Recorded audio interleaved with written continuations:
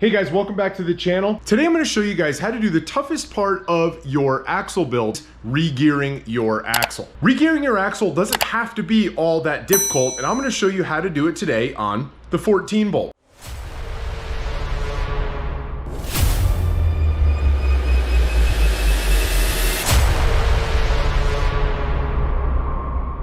There's going to be a lot of tools you're going to need for this process. Now, a lot of those tools can be extremely expensive, but they don't have to be, especially if you're only going to do this once or twice and you don't actually need to be doing this day in and day out as a professional mechanic. I'm going to show you guys those tools along the way so that it's simple and affordable for you. But anyway, let's get to it. So as many of you guys know, I am rebuilding an old 1978 CJ5 Project Rock Gobbler, and that Jeep is getting a custom frame, V8, a bunch of cool stuff, basically to build it just on the rock crawling side of a rock bouncer. And it's gonna get a 14 bolt rear axle. It's also gonna get a Super Duty Dana 60 in the front. So stay tuned for that video. I'm gonna show you how to regear that one as well. But let's step on over, check out this 14 bolt, start taking it apart. So this is the 14 bolt axle that I'm going to be rebuilding. This is the one from 99 to 06. It's a 10.5 inch ring gear. You can tell it's got these cooling fins on the top and bottom of the housing, as well as 6 bolts that actually hold the pinion in. That is the 14 bolt that you're going to want. The newer one is an 11.5 inch ring gear, does not have that removable pinion section. It's a little bit more difficult to regear. There's a lot less aftermarket support, although the aftermarket is catching up. But without talking too much about axles that we're not doing in this video, let's get to it. So for anybody that hasn't actually seen the inside of a differential, this is pretty much what it looks like after you've removed your diff cover. Obviously, I've cleaned the surface, we've cleaned the axle, prepped it, emptied all the diff fluid out of it. But at this point, we're just gonna go over a couple of things. This is your ring gear. On this axle, like I said, it's 10.5 inches in diameter, and it is mounted with a bunch of bolts on the backside to your carrier. Now your carrier, if you're gonna put a locker in it, there's 2 options. We're gonna talk about those in just a second, but for right now, we need to get this guy out of here. We're gonna do that first by removing these 2 bolts, one on either side. These are what hold your barrel adjusters in position. I'll talk about those while we pull them out. Now these bolts aren't all that tight. They're basically there just to hold this little clip and stop your barrel adjuster from moving. We're gonna remove it with a 1/2 inch socket. And then of course, once I actually remove everything and we take this cap off, we're gonna put it back together, make sure we don't lose it. And before we remove those bearing caps, I like to stamp them, making sure I can't get them confused. You want to keep the right one on the right side, left one on the left side. This is how I do it. You can pick these up on Amazon pretty cheap. This is basically a steel punch kit. I already have one loaded up here into a vice grip. This is a capital letter T, and we're going to use a mini sledge. Now by marking each side as well as the housing, it's gonna let me know exactly which one went where and what the orientation of it is. It's very important that you don't actually mix that up, because those bearing surfaces are machined perfectly round and each one can be slightly different from the other side. So we're gonna start here on the driver's side. I'm gonna stamp this one as a capital T in the orientation that a capital T would normally be. Just gonna hold it on there with the vice grip so I don't hurt my hand. Smack it once real good and hard with the hammer. Then we're gonna make the same stamp on the housing where our gasket would go. And now I know that letter T in that orientation matches that letter T in that orientation, and we're good to go. I'm gonna turn it sideways, do the same thing on this side, and then remove them. One of those other tools that you're gonna want, it's gonna be a good battery operated impact gun. Of course you can use air. I like using battery, it's just easier in my garage. It's also quieter when my family's sleeping directly above me. But some of these bolts can be pretty tight. There's gonna be a lot of them. It'll be a lot easier to remove them with something like this. We wanna remove these bearing caps. You wanna keep the right one with the right side. So I'm just gonna basically take them off, put our little clip back in, put the bolt back in, set them down under the axle. Just in case they get kicked or knocked over, they're gonna have that stamp on them to help me remember.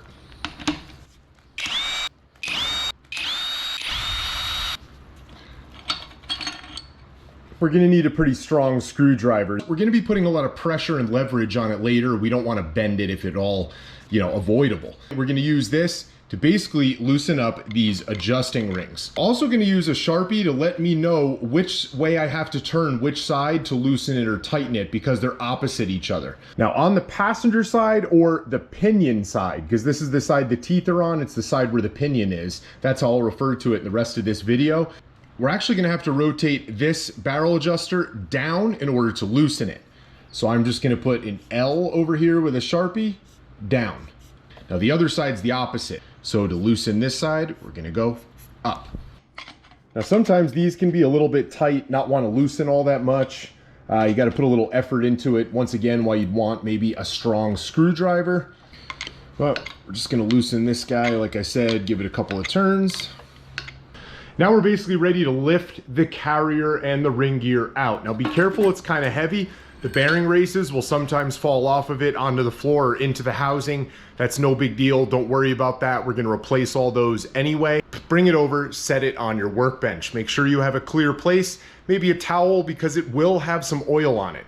This one has already been cleaned with like an entire can of brake cleaner, maybe even 2 if I remember correctly. It's pretty clean. I'm just going to set it right on the bench. Sometimes you might want to bring it right over to your parts washer, clean it off really quick with some brake cleaner, get as much oil off as you can before you set it on your workbench. Now with the ring gear and the carrier out, we're gonna talk about that in just a second and what your 2 locker options really truly are for a 14 bolt. Let's take a look at the inside of this axle. For those of you that haven't seen it, let's talk about why a 14 bolt is the axle you're gonna want and why it's so strong. The inside of your 14 bolt is super easy to re-gear. We already talked about the barrel adjusters. That's how we adjust our backlash and put preload on our bearings. We'll talk about all that later in the video. But this is really why you're gonna wanna do it. This is called the pinion support bearing. Now most axles don't have a pinion support bearing. They have a bearing, of course. They actually have 2, and they have them on the other side of the pinion, facing your drive shaft, facing the front of the axle. Well, this 3rd extra bearing on the head by that pinion gear is actually going to prevent something called pinion deflection, which is super, super, super important. And it's what makes axles weak. It's usually what causes them to break their ring gears when you're running really big tires on a smaller axle. That's something that doesn't typically happen on a larger axle, but especially on a 14 bolt, and that's why. Now let's head over to the bench and talk about the 2 different options that you're gonna have or find inside of a factory 14 bolt. These are the 2 carriers. They look fairly close to the same. One has the ring gear still. This is what was in the 14 bolt that we just took out. And this one, I already removed it. It's got all the same bolts across the top that hold the ring gear in, but this one has some differences. Obviously the casting is shaped a little bit differently than this one. This one is called the open carrier. It has spider gears in there and a window where you can basically look in a couple of places and actually see them. This one doesn't have that. The open carrier also has 4 of these holes all around it, basically at 12 o'clock, 6 o'clock, 3 o'clock, and 9 o'clock. Well, this one only has 3. This is the one you do not want. This is a G80 or GovLock. Now the G80 that I just showed you back there is basically a factory limited slip. Well, that sounds like a really good idea, right? It's basically a factory auto locker. You have that, you may be thinking you hit the jackpot. They are absolutely terrible. They often broke in pickup trucks doing soccer mom things on the road with normal sized tires. So you're gonna wanna take that, if that's what's inside of your axle, and throw it in the dumpster. Just get rid of it. So there's no point in pulling your bearings off and separating your ring gear and doing all of that with it. Just get rid of it, okay? Now, if you have the open carrier or you have a locker, you're gonna maybe have to take your ring gear off, pull the bearings off, and certainly put on new ones. And that is what we're gonna do with our open carrier. Now we're gonna pull the bearings off of the carrier, and that requires a special tool, and it can be kind of expensive, but it doesn't have to be. This is a clamshell bearing removal tool, and it is gonna be your best friend when you're regearing a Super Duty Dana 60 or a 14 bolt axle. It'll work on both of them, comes with a bunch of different clamshells, and it's not all that expensive. You can spend upwards of $500, $600, $700 on that one tool. Still worth it if you wanna buy the super high quality one that all the mechanics are gonna be using. But honestly, this one has lasted me through several axles. It works just fine. It's way cheaper. That's the way I recommend going. Now this tool is actually pretty cool, and this is how it works. You're gonna come to your first carrier bearing. It doesn't matter which one you do. Basically, take your bearing race off. Put that off to the side. Now, we have our bearing left. Now what the clamshell is gonna do is actually remove this bearing without damaging it. This is an old bearing. If we wind up damaging it, it's not that big of a deal, but that's what we're gonna do. Now, you're gonna use this tool that came in the kit. You can either use the longer side or the shorter side. For this, I'm gonna put the shorter side in there so I have as much leverage to suck that bearing off as I can get. Now this tool is our press. This threaded rod is connected to a top that has an 1.5 inch size socket. You're gonna wanna use your impact for that. Basically just gonna thread this out. We're gonna take it and drop it over the top. Now, if the bottom does not set on top of that bearing, you're just gonna wanna adjust this so that it basically just touches that piece we first put in there. Next, you're gonna want to adjust this bottom cup or plate so that it actually makes contact with the bearing. Doesn't have to be tight, you just want it touching it. Then on this particular axle, we're gonna use the yellow cups. The other colors are different sizes. You're basically gonna take the bottom side, which has the bigger opening than the top side, put that underneath the bearing. Then adjust your upper cup so that it basically touches the top side. Just want it touching. There we go. I'm gonna put the other side on. Take our locking ring, drop it over the top, and tighten it up. Now this obviously has a bolt head on it, but you don't necessarily need to tighten it with a socket. Just kind of tight is fine. The goal is to just hold these two cups together. And with your 1.5 inch socket in your impact gun, you're basically gonna wanna tighten this down. It's gonna tighten down on top of that first piece we set in there, basically pulling up on this cup, sucking the bearing off.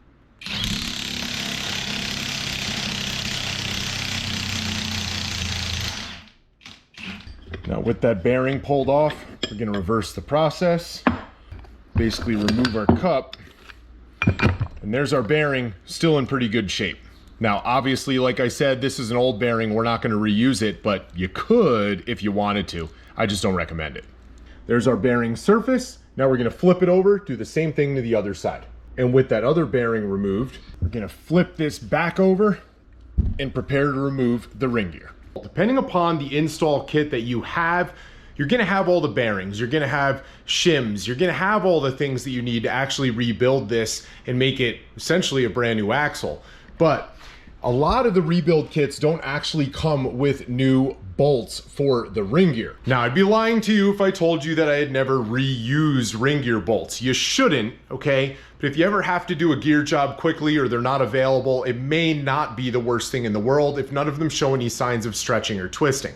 I'm sure I'll get lit up in the comments over that, but I've done it and it's worked just fine. And I know other people that have done it and it's worked just fine for many, many, many miles. In fact, they're still going, they're still out there, including Warpaint. At this point, we're gonna basically use the impact gun to remove every single one of these. Now this ring gear is pressed on. They're difficult to get on there. In fact, I'm gonna show you guys how to get it on there a little later and you're probably gonna laugh about it. Make sure you're on good terms with your wife or at least you have a barbecue grill that's been fairly clean. Yeah, I know, that sounds crazy, but we'll get to it. Now, even though this ring gear probably won't fall off on its own, don't put your fingers underneath it. It's heavy. Just make sure that it's clear of things that you don't want potentially damaged. Let's get it off.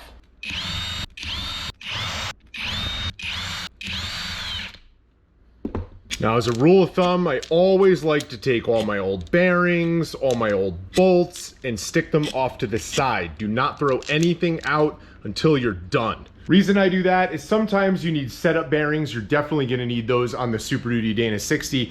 And sometimes you can use old bearing races to help you press in new bearings when it comes time to do that. That's right, you're also gonna need a press. It doesn't have to be expensive, so don't freak out. And it's certainly cheaper than paying someone else to do this. It's something you're gonna use for other things in your shop building your Jeep as well. But right now, we're gonna knock that ring gear off and we're gonna use that same mini sledge that we used earlier. Now, it's probably not the best way to remove a ring gear if you plan on reusing it, but because this is a 4:10 ratio, and I'm never gonna use a 4:10 ratio in anything, I'm gonna knock it off, basically throw this ring gear out.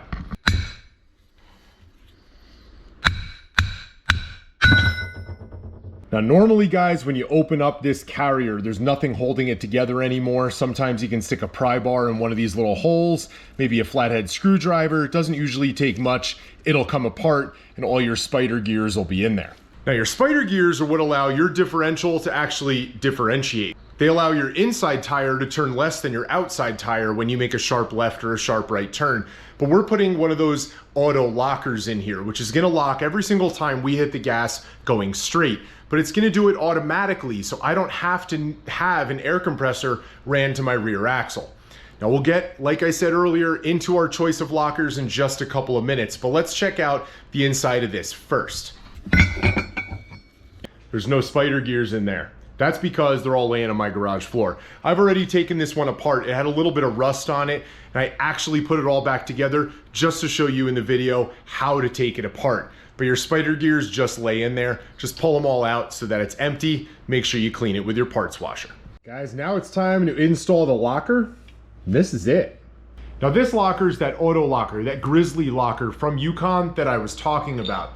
There's springs on either side that keep tension on it, and to install it, it's held together by this bolt with a washer on this end, another one over here, and a wing nut. You're gonna take that apart, but only after you have it put back together. And I do recommend that you keep this bolt and washer and wing nut, stick it in a Ziploc bag, label it, throw it in your toolbox, because if you ever need to take your ring gear off, the pressure on these springs needs to be compressed in order to actually do it without the carrier popping apart. If you were actually installing this in a Jeep from 2011 and older, you can get away with something like this. But if your Jeep is a 2012 or newer, they made some changes to the computers and it would wreak havoc on your traction control system and your Jeep would hate it. So do not put this in a newer Jeep. If you have a newer Jeep, like a JKU from 2012 and forward, or a JK, a JL, JT, anything like that, you're gonna want an air locker. At this point in time, no one makes an electric locker for the rear 14 bolt, so you're gonna have to use air. And air's not a bad thing. I have an air locker in my JKU because it's a 2015 and it works great. But this little guy here is way cheaper and does a real good job. Keeps nice streetable manners, unlocks when you're turning, but locks whenever you're going straight. So you're essentially always locked on the trail, climbing every obstacle. Pretty cool. Let's get it installed. Now the installation of this guy couldn't be easier. You see these 4 nubs that stick off? Well, you got 4 of those on this carrier. So you're basically gonna line it up. Other half of the carrier, set it down on top. Now the next tool you're gonna need for this job once you have it back together and before you mount your ring gear, a file. It's real important to take this file and make sure that you file down any burrs or anything that can be on this ring gear mounting surface. You want this to be so perfectly flat. I mean, thousandths of a degree of difference can affect the way that we're gonna put this together. So we're basically just gonna come down on here, nice and flat with this long file, and go back and forth all the way around. Well, you're gonna wanna do that also on the back side of your ring gear. But before you take a file to it, it's a really good idea to make sure that the gear ratio you were sent that was packaged was actually the gear ratio that you ordered. So what I'm gonna do is actually count the amount of teeth on the ring gear, divide that by the amount of teeth on the pinion. That will tell me that my gear ratio should be a 538. Now that all the oil's removed off of the ring gear, we're gonna scrape the back down with our file again, wipe it clean one more time, and then it's time to put that ring gear in your oven. Here's why. You guys saw how hard it was to get the old ring gear off of this. Well, the inside diameter of this ring gear has to basically fit down over this lip. That tolerance is so tight that it actually helps to heat up the ring gear to about 300 degrees and expand it. It'll drop on. But you don't want to use the ring gear bolts to actually suck the ring gear onto the carrier. So if it doesn't fit down over it nicely now, which I bet it won't, you're gonna have to heat it up and expand it. You just have to make sure that all the bolt holes are lined up. I like to mark 3 bolt holes next to each other with a Sharpie. I do the same thing on the ring gear, and then I line those spots up and have it just come together. All right, we're back. It was in the oven. Oh, guys, it goes right on. There's not a single gap all the way around. These lines helped me line everything up. I put 1 bolt down here. I have another one in this back corner. Another one over here in that back corner. At this point, I'm gonna let that ring gear cool. That's gonna allow it to basically get stuck. It's gonna shrink around that machine surface that you guys saw earlier on the carrier, allow me to flip it over and then start putting in the ring gear bolts and torquing them. Now that the ring gear is nice and cool, I'm gonna put a little bit of red thread lock on each one of these, put them all in finger tight. Now these get torqued to 120 pound-feet. Torquing these can be a little bit difficult. Some people put it down in the press, put pressure on the top to stop it from spinning as you're trying to put that pressure on it. Other people, if they have a vise large enough, they put it in there, but you gotta be really careful to preserve your bearing surfaces. I like to just basically drape a towel over it, focus on one at a time, kind of bear hug it, use my other arm with the torque wrench, get it done. These are all now torqued, red thread lock, ring gears on, lockers in there. But we have to remove that wing nut and that bolt that was holding it together at this point. So this side is the bolt and the washer.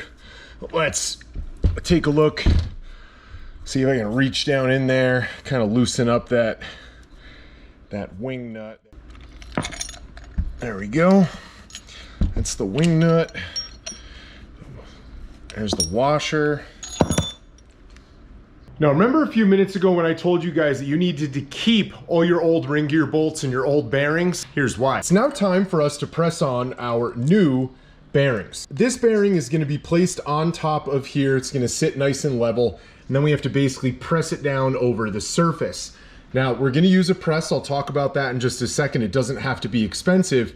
But we also have to understand the way this bearing works first. We have an outer race that this bearing actually rides inside of and allows it to turn nicely. But we also have what's called a cage. That's this outer piece of metal here that I'm turning, as well as the bearings themselves. And then we have an inner race. Now, anytime you're pressing a bearing onto anything, you want to press only on the inner race. You don't want to contact the bearings. You don't want to contact the cage. Those can deform very, very easily. We also, of course, don't want to deform the inner race, but putting straight, solid pressure down on that inner race, you're not going to deform it.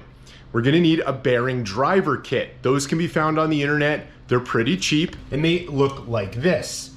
For this situation, I'm going to use what's labeled as a number 8. Going to be able to use an old bearing that I cut apart. Now I removed the cage and all the bearings off of one of our old bearings, and I'm going to be able to use this, set it directly on top of the inner race of our new bearing, then place our driver on top of that. Now the reason that's a good idea is because just going over there with my bearing driver and pressing it in on the inner race sometimes will prevent your bearing from being seated all the way. There is a chance that if I used a bearing driver that was the appropriate size to just sit on this edge of the inner race and press it on, that the bearing would get pressed on, but that this section of the bearing driver would actually contact this flat surface before the bearing was fully seated. We don't want that to happen. Using this will allow me to actually push it past that flat edge just the tiniest bit, and that'll allow the new bearing to be fully seated, no problem. We also on this center section need to make sure that the bearing cone, the taper of the bearing, is facing away from the ring gear on both sides. Now your press doesn't have to be anything expensive. This is one from one of those budget hardware stores. It actually works really well. I'm going to put my bearing on, cone facing in the right direction, basically as level as possible. We're going to set our old inner race upside down on top of the new inner race. And then we're going to put the bearing driver on top of that. Really important to make sure that your press is level. Be able to drive it home nice and slowly with nice steady pressure. Almost there. Now you're going to want to flip that carrier over, press the bearing on the other side the exact same way. Then we're basically done with the carrier. Now, if you guys remember when we opened up that ring gear, it actually came inside of a lightly oiled plastic bag. I'm going to open it up, set my race down in there, making sure it's facing the right way to accept the cone. And then I'm going to take the carrier and basically set it down inside this bag. Doing that is going to allow me to set it off to the side, prevent it from flash rusting while we move on with the Pinion. But guys, that's the first major accomplishment in regearing your 14 bolt yourself. Your carrier is essentially ready to be dropped back into that axle with a locker, with a new ring gear, with new bearings, and set up Backlash. But we can't do that until we're done with the pinion. So now we get to work on that. Now, in order to remove the pinion, all we simply have to do at this point is remove the 6 bolts that hold it into the carrier. They're held on with a 5/8 socket. Pretty simply, you're just gonna wanna remove them. Sometimes hitting the pinion on the edge or on the yoke with a rubber mallet will help loosen it, but this axle is actually not too bad, and based on the fact that a number of these bolts were already missing, I'm thinking it was already taken apart, so we're just gonna pull it out. Now, as we disassemble this pinion, the first thing, and it should be laying right on top of the carrier for our pinion, it may be left on that axle flange, but this is your pinion shim. And this right here, along with this carrier, is what makes the 14 bolt one of the easiest axles to regear and also super strong. I'm going to explain more of that later, but let's finish getting this pinion taken apart and cleaned up. With the pinion secured in the vise, we're going to have to remove the pinion nut. That's going to go back to your 1.5" socket on your impact. You could also use a pipe wrench on this. In this case, I'm just going to use my hand for starters. Kind of depends on the condition of your axle. This one, like I said, is actually fairly clean despite what it used to look like on the inside. So I'm just going to put my hand on it, see what happens. You're going to want to make sure you save the old pinion nut, just like all the other old parts. Now we're back over to the press, and this is one of the downsides to not spending more money on a larger press, because if you had a larger press, the bottom pieces down here would actually be farther apart, allowing the pinion to kind of fall through it. These are too close together, so in order to push the pinion out through all the bearings, we have to actually wind up jacking it up a little bit so it has enough room to actually be pressed out. Using some wood, using some angle to stop collapsing the wood, we're gonna wind up putting some pressure on this pinion here and getting after it. And here is our pinion and our pinion carrier. This pinion, we're basically gonna throw it in the trash the way it is here, except for this guy. We're gonna save this guy. That guy is your crush sleeve, and we are not gonna use a crush sleeve. We're gonna use a crush sleeve eliminator. A crush sleeve is actually a weak point on any pinion, especially in a high torque, high stress environment. I'll talk about why when we get to it. But at this point, we'll just stick it off to the side so we can keep it for later. Right now, we're gonna carefully take this yoke off. Now we get to remove that inner pinion seal. Now, you could always use a seal puller or a seal removal tool. They typically don't work well, especially on these old yoke seals. So I just like to take a flathead screwdriver, something with a damaged tip. Basically just gonna start on one end, kind of hammer it.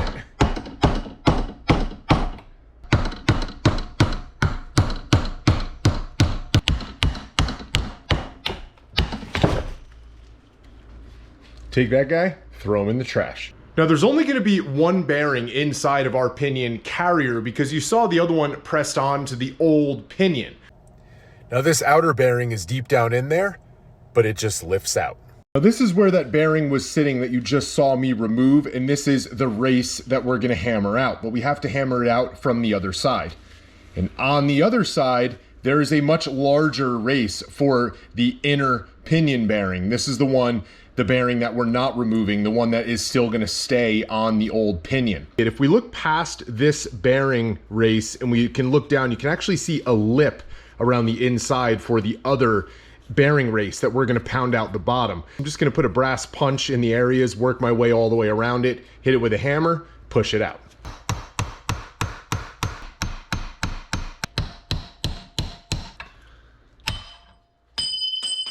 Now flip it over, do the exact same thing to the race on the other side. Now we have our empty pinion carrier. Pretty simple, not that big of a deal. Pressing in the new ones, it's basically gonna be simpler. It's gonna use a lot less energy from you, because once again, you're gonna rely on your press and your bearing driver kit, maybe those old bearings. But for right now, I'm gonna take this over to my little parts washer, spray it down with a whole bunch of brake cleaner, get all the rust and crud and anything out of this that I have to. And then once it's cleaned up, we're gonna start to reassemble it. Now, typically one of the things that makes the 14 bolt cool is the fact that it gets externally shimmed with this big guy that we took off before. That allows you to not have to disassemble the pinion, pull bearings off, put them back on to adjust the pinion depth in the carrier. However, by adding a 10/1000th shim to the pinion before we press on our pinion bearing, it'll give me more freedom later to get a more precise gear setup. I recommend everybody does that. I know you don't fully understand it just yet, but this can very easily be undone by just adding an extra 10/1000ths to the original shim on the outside of the case. It just gives you more freedom, more adjustability, and only truly forces you to build this pinion carrier one time. So I'm gonna add that on. Let's press on that bearing. Now this tool probably looks familiar from when we were sucking the bearings off the carrier earlier. Now we're gonna use that press from our clamshell bearing tool remover because it is the absolute perfect diameter to press on the inner race of our pinion bearing on this 14 bolt axle. So with this set up in the press, our inner race is basically contacting everything. There's no pressure on the cage or the bearings. We have our 10/1000ths shim laying down there. It's a really good idea to make this process a little bit easier and go a little smoother, to coat the inside of the inner race with a little bit of gear oil, as well as the surface of the pinion where you're pressing it. Now it's time to push the new races into the carrier. Back to our Yukon gear and axle master install kit. We're gonna take out our first new race. I want you to notice that there's a pretty big lip inside of here, and this race is only gonna go down about that far. Then we're gonna take our old bearing race, the one that we pounded out with that brass punch, set it directly on top, then take our bearing driver, set it down inside of the old race. Using the old race on top of the new race will allow us to push it all the way down and get it seated fully. Now, the other side of that too is we don't want to push on our new bearing inside of our new race to push it in. So by using the old race and possibly damaging the inside of it with that bearing press, that's okay because it's the old race. It's another reason why we're going to stack it on top. But at this point, we are almost there. When you're pressing in the races, just like the bearings, it's important to go really slowly. They have to be pressed in evenly, and if they're not, it's got to be caught early and corrected, otherwise you can deform it. All right guys, you can actually maybe see it here on camera that that inner race actually pushed a little bit deeper than the outside edge of this. So once again, if you had a flat plate or something across the top of that inner race, it would contact the outside edge here before it was actually fully pressed in. But this allowed me to kind of drop it down inside of that lip there and not actually press it in. And any scratches or anything that occurred to that from this piece doesn't really matter. We're throwing it out, right? Who cares? So now we have our inner race in. We're going to flip it over, basically do the same thing on the other side with one difference. So if you'll notice on here, we have another lip that we're going to be pushing this new bearing down into, but it's way deeper because if you remember, not only did this have the bearing race, the bearing, but then it had that outer seal pressed in nice and flat.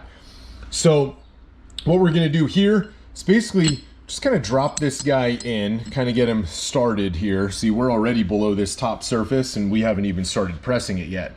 And then we're going to use our old pinion outer bearing. Now we're going to use the old outer bearing and not the old race because it'll actually give us a pretty good stable surface. And because we have to push it so deep, there is a small chance that that old race, like we just did on the other side, would have gotten stuck and pressed in a little bit. We don't want that to happen.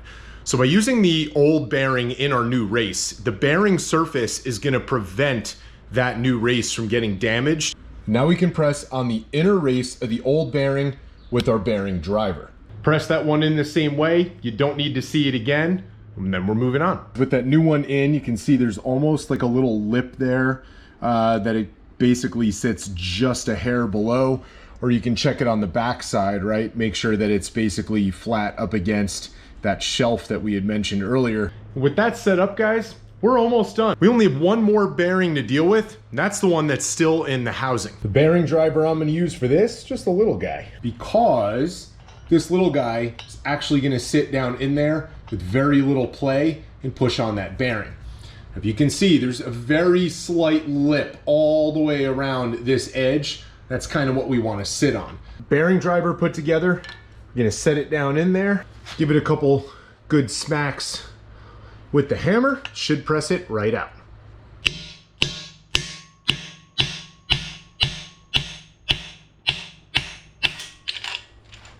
And there we are. Now you can tell this bearing's a little bit different than the last one, and there really is no inner race. These bearings just kind of ride on the nose of the pinion. So we want to make sure when we press the new one back in, we use the outer race only. The next step up bearing driver in my kit was the perfect diameter, as you can see here, to actually drive in this new one and sit right on that outside edge. Now, just like all the others, you're going to want to set it in and drive it in flat and level. So you're going to want to make sure it's nice and level sitting in there. Did a couple of light taps, just check that it's going in straight.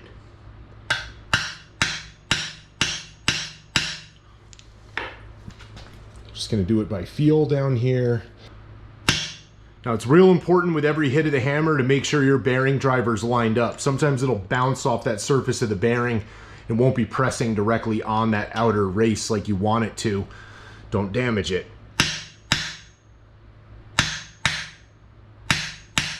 And you'll know the tone of the hammer is going to change when it actually fully seats. Okay. Tone of the hammer changed. That meant this bearing is fully seated. Guys, I know this video is kind of long, but you made it. We're basically done assembling things, putting on bearings, taking off bearings, all that kind of junk. We're done. But come to this with a fresh mind, because at this point, we got to do some math. We got to do a lot of measuring. It's all got to be very precise, because we are going to talk all about pinion bearing preload. Now, all pinion bearing preload is basically pressure on your bearings. Too little pressure, your pinion will actually walk around in there a little bit and it'll wear itself out, improper gear pattern, basically kill your gears. It'll also be a little noisy. You'll get a whine out of your gears as well. If it's too tight, you'll cause too much friction on those pinion bearings. They'll eat each other alive, and then they send all sorts of metal through everything, roast all your other bearings, ruin your air locker if you're using one of those. It's just not a good thing. You need to make sure that it's done within spec. And here's how you're going to figure that out. When you open up that book, right on the inside, you have a pretty big chart. Now that chart is going to give you all different kinds of torque specs. It's going to give you the torque specs for your bearing caps. It's going to give you all different kinds of things. It even gives you the torque spec for your ring gear on the actual carrier. Kind of cool. And this book told me that for this 14 bolt, my pinion bearing preload should be between 20 and 35 inch-pounds. Now at the factory, pinion bearing preload is actually put together with something called a crush sleeve. Now that crush sleeve, they actually sent you two in your install kit because it's extremely difficult to actually set your pinion bearing preload with a crush sleeve. A lot of people start to crush it in a press, then they put it on, run it in with an impact to basically crush it down to where you're within spec. But if you crush it down too tight, obviously you're stuck, right? So now you got to start all over again with a new crush sleeve. They supply you with two. But crush sleeves and high torque applications like we're going to use with big tires off-road aren't always the best option. So they make something called a crush sleeve eliminator. Now your crush sleeve eliminator is basically just a steel spacer. And the way we can dial in the height of that steel spacer is with a shim pack. Now that is an added cost. It doesn't come with your rebuild kit, but it's fairly inexpensive and it actually allows you to not have to worry so much about what the torque is on that pinion nut. If you ever have to disassemble it, throw it back together, makes it very easy, very consistent. So I highly recommend using one. This is how you're gonna set it up. Now one of those tools just to set us up with a baseline is gonna be a set of digital calipers. This one measures in inches and millimeters. We have it set to inches. You can see here that we have to zero it out. Once we zero it out, we're gonna clean the old crush sleeve eliminator that came off of our original pinion. We're gonna see exactly how tall it is. This one is 833 thousandths. Next, after wiping down our crush sleeve eliminator, we're gonna measure that as well. You can see once again, I wrote everything down. My crush sleeve was 833 thousandths. My eliminator was 740. I subtracted both of those, and it's basically just a 93 thousandth difference. That's right, guys, 93 thousandths, right? To the third decimal place. The tolerances on these axles are extremely tight. That's why you need yourself a nice set of digital calipers that's gonna work well. Once again, it doesn't have to be expensive. The ones I have aren't, but they work time and time again. Make a shim pack with the stack of shims that came with my crush sleeve eliminator. That would be 93 thousandths. And that would make me have that crush sleeve eliminator would be the same height as the old crush sleeve. But we're not using the old bearings, and we have to assume that the old bearings were set up correctly. But over time, those bearings get looser, and obviously the pinion bearing preload is not where it should be.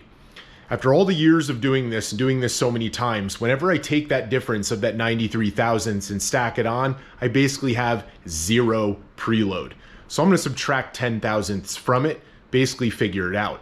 So at this point, my first shim pack is gonna be 83 thousandths, or close. I'm gonna throw it on that eliminator. We're gonna stack it on, put it back together, test it out. Now it's extremely important that all of your shims be clean and free of oil. Brake cleaner works well. It's amazing how much a little bit of oil will actually throw off your measurement. You also wanna make sure that you measure your shims in your shim pack individually, write them all down, and create your shim pack to your goal thickness. Just simply stacking a bunch of them up and taking one measurement won't be as accurate as measuring them individually and then doing the math. I basically made myself something that came out to be 0.088. Slightly smaller than that original crush sleeve. Hopefully it puts us within spec. It would be awesome, and I'd have to buy a lottery ticket if it did. Usually you have to do this a couple of times, but here's how we're gonna put them on. We're gonna take our eliminator, drop it on. Then I'm gonna take that stack of shims. Now, just to make things easier for myself, I take that stack and I have it stacked exactly the way it's written here from top to bottom. That way, if I have to take out the 16 and sub it with a 14 or another 12, I know which shim that is in this pack. Makes it a little quicker than having to measure these things a million times. So I'm back over at the press, and it's time to press on the new outer pinion bearing. With a little bit of gear oil in both the inner and outer bearing, as well as that eliminator and shim pack on there, I'm gonna slide on the pinion carrier. Gonna take our new outer bearing, slide it down on, then back to getting the clamshell bearing tool, because if you remember, this inner diameter here is the perfect diameter to press on the inner race only of that bearing. Press that bearing straight down on. It should go on nice and evenly. You just want to press it on until it seats, basically stops moving. So keep your eye on it.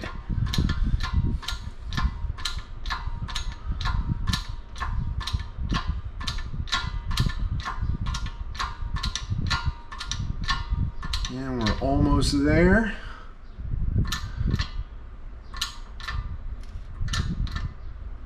And there we are. And with the carrier back in the vise, I'm gonna take my new pinion yoke that I got from Yukon Gear and Axle, set up for a 1350 U-joint, and slide it on. Sometimes a little bit of gear oil on the splines of the pinion, as well as on the old pinion nut and washer, will make this easier. Gonna use the impact gun just to make that yoke snug. Then I'm gonna use my torque wrench to torque that pinion nut to 200 pound-feet every time I test it. So when I took away some of those thousandths and made it a little bit tighter, it might have actually made it too tight. We're gonna have to check. I think it's gonna be close. We might have actually hit the nail on the head. Here's how you're gonna check. You're gonna use that same 1.5" impact socket with a couple of adapters to one of these inch-pound torque wrenches with a dial indicator. The way you're gonna do this is actually gonna be to rotate this. You wanna move kind of quickly and smoothly, no starts and stops and jerky motions. Now, when I did that and moved it nice and quickly around, it was just below 10 inch-pounds, which is not enough. So I'm basically gonna bring the pinion back to the press out the pinion just like we did earlier when we were originally taking apart our carrier. I'm gonna reduce that shim pack by a couple thousandths, only like 2 or 3. Reducing that shim pack decreases the distance between those bearings and allows them to compress into the races harder when I put on that pinion nut. That will increase my pressure in my pinion bearing preload.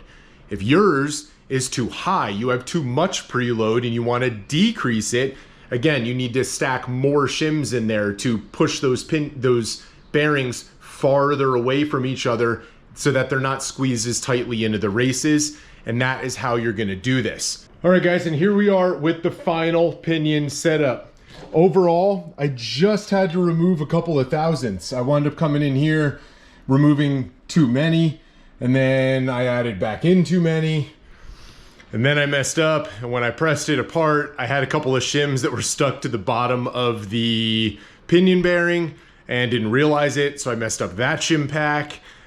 So guys, yeah, I went back and forth a couple of times. Even after doing this so many times for so many years, you still, you know, if you don't do it day in and day out, we got pretty close actually with that first shim pack. And then, like I said, I messed it up with leaving shims stuck to the gear oil on the bottom of the bearing. And that threw off my calculation, and then from there it all kind of went haywire. But we got it back in check. Right now I'm sitting just over 20 inch-pounds with the measured resistance. When I add in my seal, it'll add a few inch-pounds onto that, and we'll be good to go. I changed my pinion yoke out to a 1350 yoke instead of the factory 1410 that would have came on the factory 14 bolt. Well, because of that, most rebuild kits actually come with a pinion seal meant for a different diameter yoke. This pinion seal actually has some room and floats around in there. It doesn't actually seal against this surface of my yoke, so I had to go out and get a different style. But if you're going to a 1350, chances are you're gonna have to get a different pinion seal than what came in your kit. Otherwise, it's just gonna be puking fluid every time you drive it, and that obviously isn't what you want. Now, it's not completely necessary, but I always take a little bit of ultra black RTV, go about halfway around the seal, and then use my finger with a glove to actually smear a thin layer of it all the way around, ensuring that it seals nicely. Using the hammer here kind of spreads the load out. That way I'm not hitting one particular spot too hard. After that seal is fully installed, it's time to slide in your yoke. You just kind of want to lube up the surface of the yoke here. Using a little bit of bearing grease. You just want something to get on the rubber seal of that pinion seal just to kind of help it. Otherwise, it'll provide too much resistance and it'll throw your numbers off. And I'm going to take the yoke, I'm going to slide it in there. Going to take a little bit of gear oil and put it on the pinion nut washer. Now, most of these install kits don't actually come with new washers, so you're just going to reuse your old one here. Slide that on. Now I am going to take a fair amount of red thread lock and put that on my new pinion nut. Now I like to use the impact and get it on until I know that my yoke is fully on. Then we'll use the torque wrench to fully torque it back into position.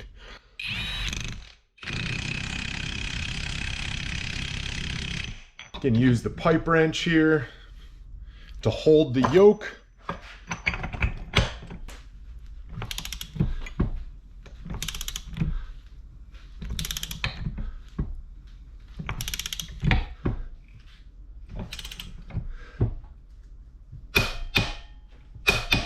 Now you guys saw me use the torque wrench, and that's right, I said it earlier, we're only torquing it to 200 pound-feet.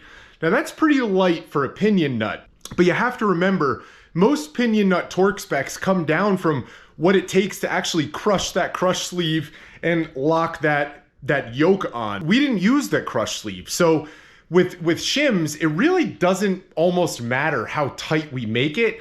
There's no reason to make it any tighter than 200, 250 pound-feet, especially with red thread lock on it. It's going to be perfectly fine if you're using the eliminator, right? If you're not using the eliminator, you're going to have to run it down much tighter than that.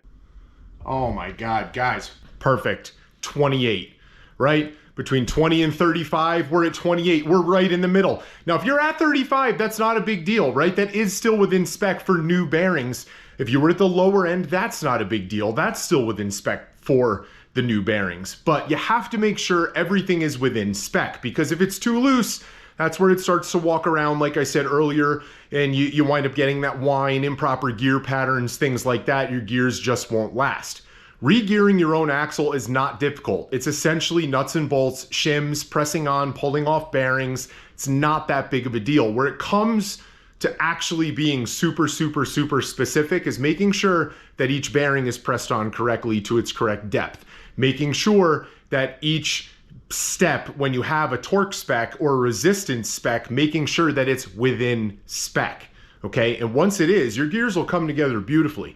But at this point, let's go get it in the axle. It's important to make sure that our surface is clean, right? You don't want any little pieces of paper towel or anything left in there. We have our new bearing inside. And remember, we had that shim all the way around here on the outside. Now, our master install pack came with a replacement set of shims for that, and they were all different thicknesses. And you might remember earlier on in this video, what seems like ages ago at this point, I actually added that extra 10,000th shim before the inner pinion bearing. Now that's something that doesn't come on the 14 bolt from the factory, but when you start regearing it to something like a 538, sometimes you need to get your pinion in and get it a little bit closer, to the point where sometimes people don't put an outer shim in at all. Having an outer shim on here controls how close to the center of the differential inside there in the guts, how close your pinion is. And sometimes backing out your pinion or bringing it in a little bit closer is what you need to do to get the right gear pattern. Laying it all the way in there and then having an extra 10,000th shim between that inner bearing and the pinion, it pushes it in an extra 10,000ths. So at this point, it gives us a little bit of flexibility. I can simply go back to what the factory setup was by adding that factory shim back, plus another 10,000ths, right? That kind of puts it back in that neutral position, as if I didn't add that extra shim to that inner bearing. It just gives me the flexibility. So that's what we're gonna do. We're gonna start off with the factory shim. I'm gonna go to my new shim kit. I'm gonna use my calipers, clean off the metal, and I'm gonna find one that's pretty close to 10,000ths, and I'm gonna put it on there and stack them up and put it back together. But on this side, facing the passenger side of the axle, okay? That's where you want that tab, and I'll show you why in just a minute. Now, the factory shim on this axle was only 7,000ths. I'm putting one on here that's 14,000ths. So I didn't exactly add 10,000ths back on. I added a little bit less than 10,000ths, which means my pinion might be a little bit deep by a few thousandths. We'll have to check that out when we run our first pattern, but it's so easy to change the pinion depth on this that it's really not that big of a deal. We'll take care of it. We have our shim on there, but you can see in here it's kind of solid, and then we have some gaps and we have some holes and things like that.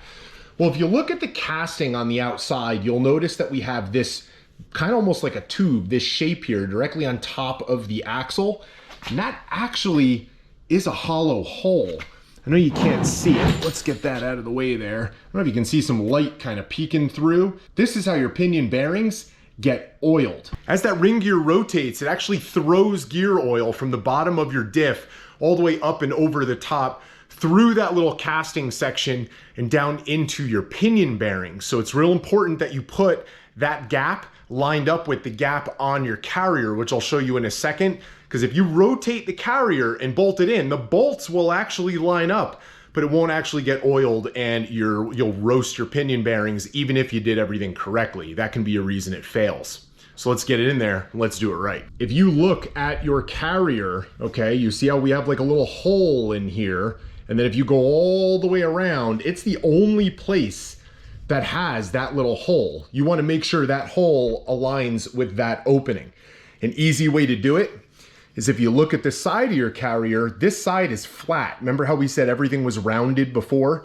Well, this side is flat. This flat side faces that passenger side on this little flag section here on your shim, and that'll make sure that that oiling spot gets lined up. We're just gonna slowly lower it in. After that's in and everything's lined up, you're gonna want to install all of your pinion bolts, torque them to spec in kind of an X pattern.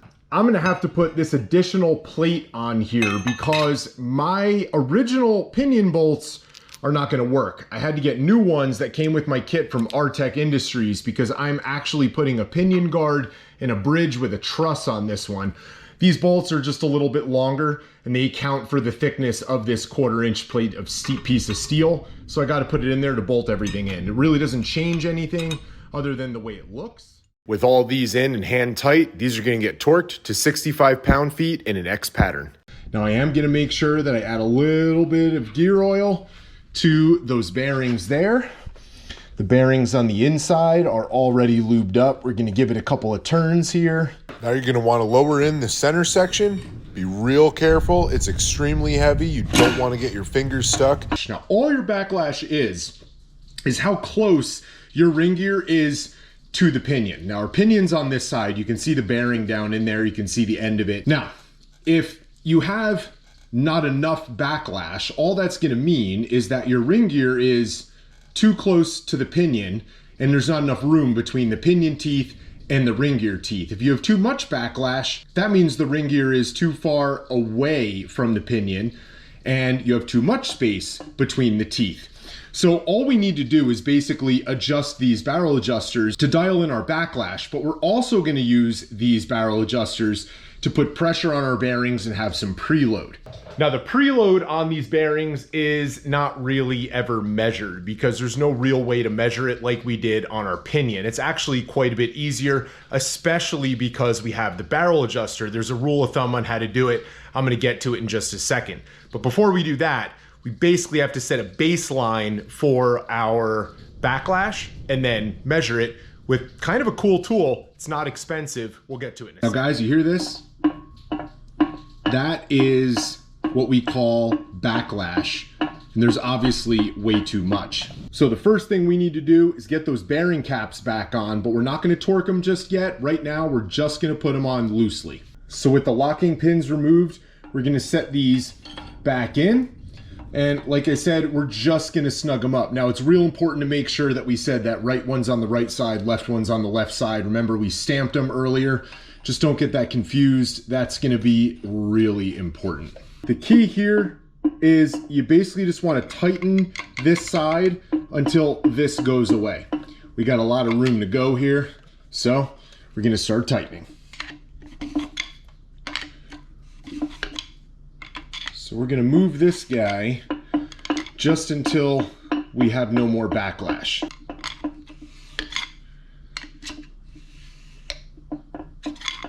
Oh, we're getting there. That's a lot less.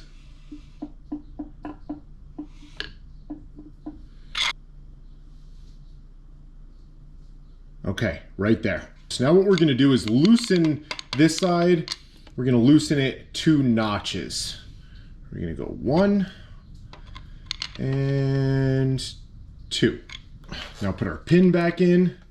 Make sure it doesn't move on us. Now we're going to set this side for our preload just to put some pressure on the bearings. And so we're going to tighten this guy. Remember, moving it in the opposite direction. We're going to tighten it basically until it's just snug. Now with it snug, we're essentially going to set it on another jack stand. That's why my angle has changed here. I have a jack stand under the pinion because we're going to take that really strong screwdriver I mentioned earlier in the video, and actually, now that it's snug, tighten it 3 more notches, which means we're pulling up to tighten it. So that jack stand up in the front is going to help us. Gonna call that 1, 2. Oh, let's see if we can get a 3rd out of there. Getting 2 in there was already difficult. I was already starting to bend this screwdriver, so let's see if we can get 3. Oh, I'm bending the heck out of this thing. Oh. All right, that's probably pretty close to 3 there. Let's see if this pin will fit. Yep, it does. Now we're going to go back to using our torque wrench and torque down those bearing caps. Now it's time to check the backlash. So the first thing we're going to want to do is actually grab the bottom of the diff, grab the ring gear, and push it toward the top. Get it basically sitting as far up there as we can get it. Leave it there. Then we're going to want to take a tool called a magnetic dial indicator. This tool is going to allow us to measure clearances on things.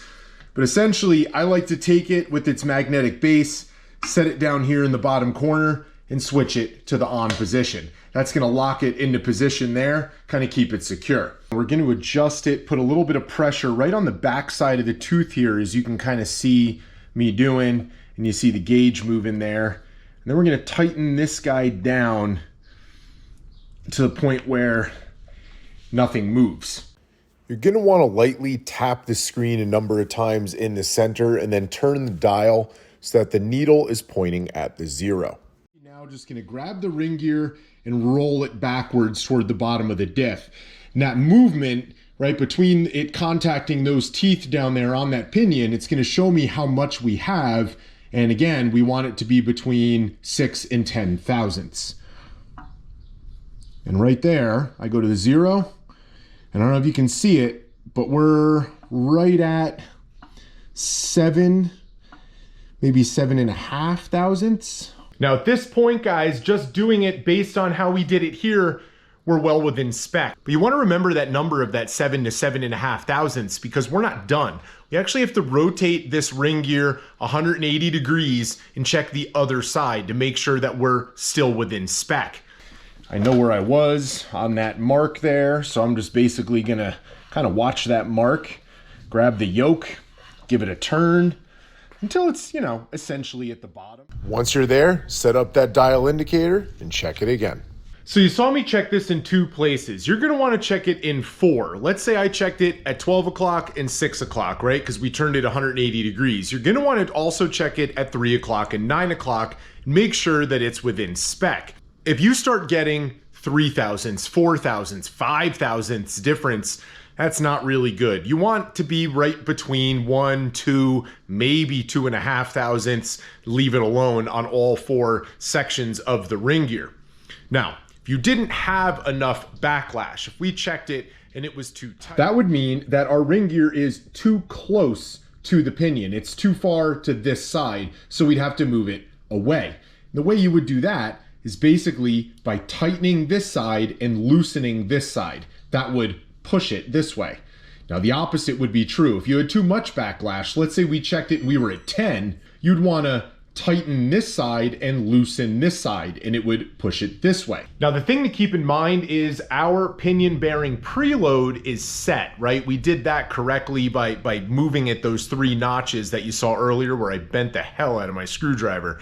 Well, those pinion bearing preload, in order to maintain that preload, you want to make sure that what you do to one side, you do to the other. So if we loosen one side 1 notch, you're going to tighten the other side 1 notch. You're just going to make sure that you do it that way to maintain that pinion bearing preload. I would start off small though and only move it 1 notch at a time, because 1 notch, when we're talking thousandths of an inch, it'll make a big difference. Now inside of your Yukon Gear and Axle Master install kit, it came with a brush, red thread lock, and it came with gear marking compound. Now I get containers like this. It just has a larger volume of gear marking compound. You can buy them on the internet. They're pretty cheap. This is what I'm gonna use. It happens to be yellow. They make it in a couple of different colors. Now the reason you're gonna want your installation instructions is because toward the back of the book, it's gonna give you a couple of pages here and tell you basically what you're looking for and what the problem is. It's gonna give you a bunch of different patterns, but it's gonna kind of let you know that if you have a certain pattern, maybe your pinion's too close. Maybe it's acceptable, right? Maybe your pinion is too far away. And it's also gonna let you know the different pieces of your teeth and what you're looking for. It's been sitting for a little bit, so we're gonna kind of mix it up here a little. Get some marking compound on my brush. Now what you're going to want to do is basically paint all the way down to the root of the tooth. You're going to want to paint the coast side. You're going to want to paint the drive side. And I even like to paint the top edge of the tooth as well. And you're going to want to do that for about, I don't know, 4 teeth, 5 teeth. Some people say to only do 3 teeth. I like doing a little bit more than that. You want it nice and smooth, covering the entire surface though. Now I got gloves on. I'm gonna grab my pinion. I'm gonna spin it. We're gonna spin it once all the way around, and then we're gonna spin it the other way all the way around. It's real important to have a fair amount of resistance on the ring gear while you do it. Some people grab the ring gear with their other hand in a glove and kind of pull on it in the opposite direction they're turning it. I like to take a box end wrench and just basically stab it on the back of the ring gear bolt, put a little resistance on it. It doesn't have to be anything that you're gonna worry about loosening those ring gear bolts. Remember, they were torqued down with red thread lock, but put a little resistance. I'm able to get more resistance by doing that than I am with just putting my hand on top. It gives you a better pattern. We're also not too concerned about putting pressure on it till the paint gets back by the pinion, right? We don't really have to worry about it. That's when I said it goes all the way around a minute ago. Not really, right? You just want it to pass through the pinion one way and then pass through the pinion the other way. Remember, we only painted 4 teeth. So we're gonna put our wrench on there, give it a little resistance. Resistance going the other way. Now that we've ran it through, before I show you the pattern, let's talk about the different places of the tooth so we can understand what our pattern means. Essentially, if you look here where the tip of the screwdriver is, we're gonna call that the root of the tooth. That's kind of where it grows up out of the ring gear. This section right up here, this flat edge on the pinion side, is basically the face of the tooth. I put the paint on it, but only because you don't really have to try all that hard to avoid painting it, but it shouldn't contact anything, right? We have a side that kind of has a little bit of more of a slope, and then we have a side that's kind of a little bit more straight. Now that straight side is gonna be called the drive side, and the sloped side is gonna be the coast side. Now the outside edge of our ring gear is actually gonna be called the heel, and the inside edge is gonna be called the toe. Now we essentially want the pattern of our gear to be a smudge mark, perfectly oval shaped smudge mark, not have like a hard edge toward the face, toward the root. We don't want that. We want it to be perfectly centered between the root and the face. We also would like it to be perfectly centered between the heel and the toe. Mine is not. We're close, but mine is not. So we're gonna talk about that and then talk about what we need to do in order to fix it. Now, hopefully you guys can see it here pretty well. I hope the shadows aren't messing you up, but we're a little bit close to the toe versus the heel. It's not awful. We are kind of off center a little bit, like I said, but it's not terrible. Where I'm not happy is that our pinion is too close to the center point of this differential. Our pinion needs to be pulled out, because if you look down toward the root, you can kind of see like a hard edge of that smudge. It's not completely rounded like it is at the top toward the face, right? You can kind of see how it's rounded up there, but it's a flat edge down at the bottom. Now, if we look at the other side of our gear pattern, you can kind of see the same thing. Down there by the root, right? It winds up having that hard edge, and out by the top, it's a little bit more of a smudge. Now, we are more concerned with the drive side, right? That's the side that when you hit the gas, that's the side that does the work. But if my pattern looked like that, but the drive side was good, you could maybe run it, but I'd try to add a few thousandths to that shim. Now, here is how we're gonna pull our pinion out, and this is again why the 14 bolt is so awesome. Now, if you guys remember, when I put this pinion in, the first thing we put in was that shim. By making that shim thicker, it's gonna actually take this yoke and lift it further away. Well, by lifting the pinion farther out of the carrier, it's gonna actually move it farther away from that center point, right? You kind of understand it now. It's kind of hanging down there. If we put a thicker shim on the outside, it lifts it up a little bit. Well, that's what we need to do. I'm only gonna make a change of about 3 thousandths because we're really close. Of course, once that's done, by moving that pinion out, we're also gonna have to redial in our backlash, right? So again, guys, this is the game that you play when you are setting gears, and this is the thing that you cannot skip or rush through or settle for anything less than basically perfect, because you want your gears to last a good long time. You don't want them to explode in your rear end out on the trail and cost you maybe even your locker. At this point, guys, I'm gonna take this back apart. You already have seen me do it. You don't need to watch me do it again. I am finally done. I had to balance working in the garage last night with my family. I wasn't able to film the last little bit, which is why I'm now wearing a different shirt. But I got it done. I'm happy with the pattern. It's not the prettiest pattern that I've ever done. I gotta be honest, guys, when you do gears, the deeper the gear, the harder it is to get the right pattern. And I honestly think at this point, it's just the way the gears were cut and the way that they mesh. I'm happy with it. It's an acceptable pattern. It's just not perfect. It's a little bit more close to the toe than the heel than I would like, but it isn't too deep and it's not too shallow. I fought with this to the point where I tried all the different ranges of backlash as well as different thicknesses, varying it by only 0.02. And I went from being too deep to not deep enough. But guys, congratulations. If you followed along in this video, you have now re-geared your 14-bolt axle and you're ready to move on with your build. Guys, if you have any questions about the re-gear process or you're struggling with it, you can certainly reach me on Instagram at Warpaint Offroad or drop a comment below and I'll respond to it as soon as I see it. But anyway, guys, make sure you get out there, you build something.